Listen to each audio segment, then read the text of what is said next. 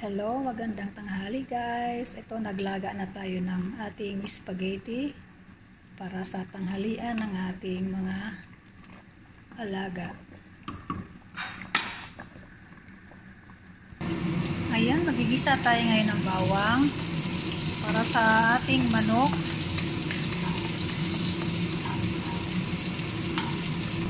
Habang nag-aantay tayo na lumambot ang ating spaghetti, dito muna tayo sa ating manok. Sunod na natin ang ating sibuyas. Halo lang. Ayan, nilagyan na natin ang ating manok.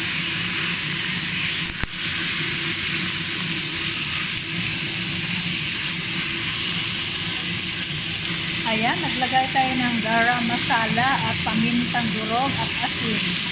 Halo-haloin lang natin.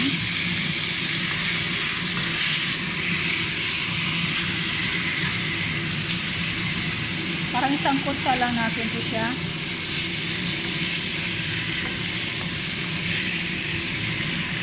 Ayan na siya. Ang ating lalagyan ng ating laban. Ito ang ating pinakatubig. Kaunti lang, hindi marami kasi tuyo ang dating niyan. Ayan. Diyan natin siya lulutuin sa sabaw ng laban. Masarap to guys. Pag ganitong luto, parang ano siya, adobo style. Kaso lang laban ang ilagay.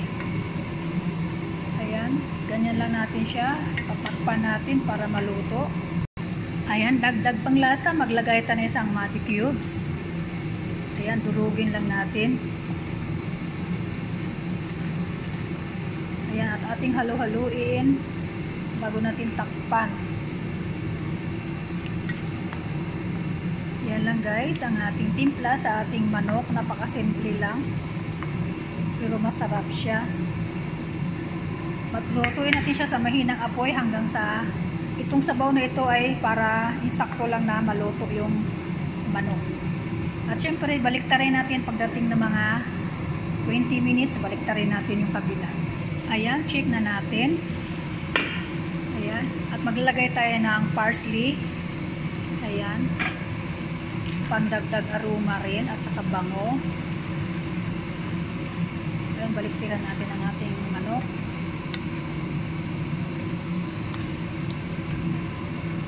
Ayan, sa mahinang apoy lang yan guys para dandahang maluto ang ating manok. Ayan guys, sa ating kaldero ay naglagay tayo ng butter. Ilagay na natin ang ating bawang.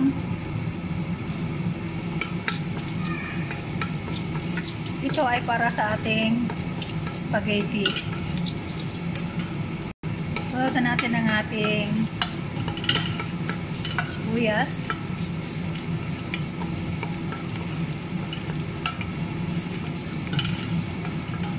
At isunod na natin ang ating manok. Wala kaming giniling na manok guys or giniling na baka, kaya ito na lang ginawa ko. Pahaba na lang ang hiwa ko.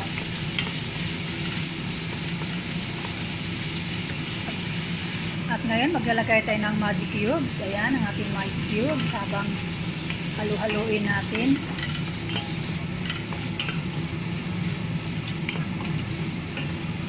Sa ating silipin ng ating manok, ating baliktarin ulit para maano yung lasa. Ayan. Takpan natin ulit. Ayan natin maluto sa mahinang apoy. Dito na tayo sa ating spaghetti. Ayan, sangkutsa lang natin ang ating manok. Ayan, maglagay na tayo ng garam masala at paminta powder. Ayan. Ayan, ilagay natin isang pack na tomato paste.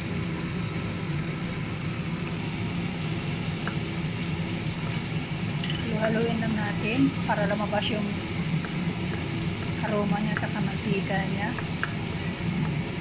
Mamaya natin isama sa ibang guys, mix na natin. Ganito magawa ng spaghetti guys dito sa bahay na ito. Siyempre bawat bahay iba-iba. Sa Arab country iba-ibang ang lasa, pero nagustuhan kasi ng mga alaga ko ay ganitong timpla. Ayan. Ayan guys, naglagay ako ng kaunting tubig. Maglalagay tayo ng sliced cheese.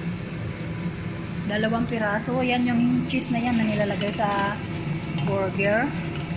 Dahil wala akong parmesan, yan na lang ginamit ko. At maglalagay din tayo ng kaunting mozzarella cheese. Dagdag aroma. Ayan. Halo-haloin lang natin. At pag na-mix na, tikman natin ang timpla, ang lasa, asin, kung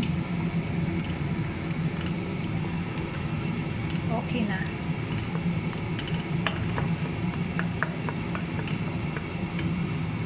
Ayan guys, okay na ang lasa. Naglagay ako ng parsley.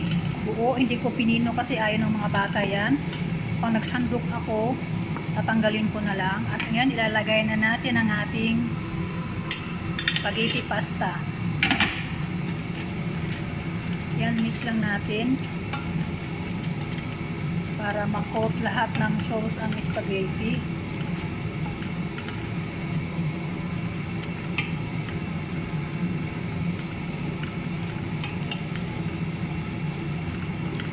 Ang spaghetti dito ay iba, hindi katulad sa Pinas.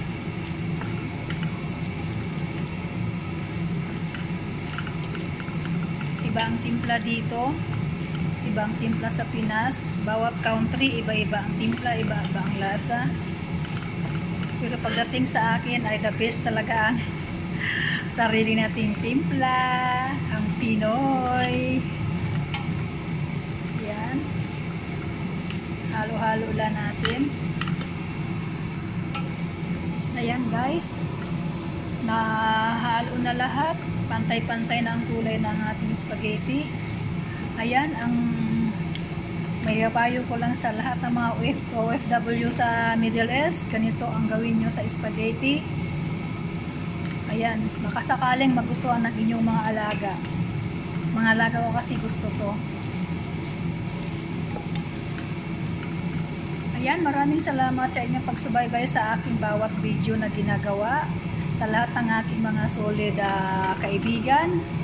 Sa aking mga walang sawang nanonood. Ayan, maraming salamat sa inyong lahat. At silipin natin ang ating ginagawang isang putahe. Ayan, ang ating isang manok. Para sa aking among lalaki.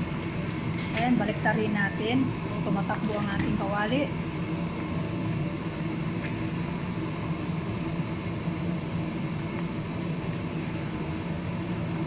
Ayaw bumaliktad Ayan. Mahinang apoy lang ang gaya para dahan-dahang maluto ang ating manok. Parang adobo style siya pero laban ang ginagamit. Yung laban dito siguro alam ng mga katulong yan sa Middle East kung ano ang laban. Ayan lang guys, takpan natin uli hanggang sa malutong tuluyan ang ating manok. Yan guys, yan lang aking munting simpleng video na napakita sa inyo. Maraming salamat sa inyong lahat at God bless po sa ating lahat. Sana hindi kayo magsawang manood sa aking mga simpleng video at huwag niyong kalimutan mag-like, mag-comment at mag-subscribe sa aking channel. God bless all.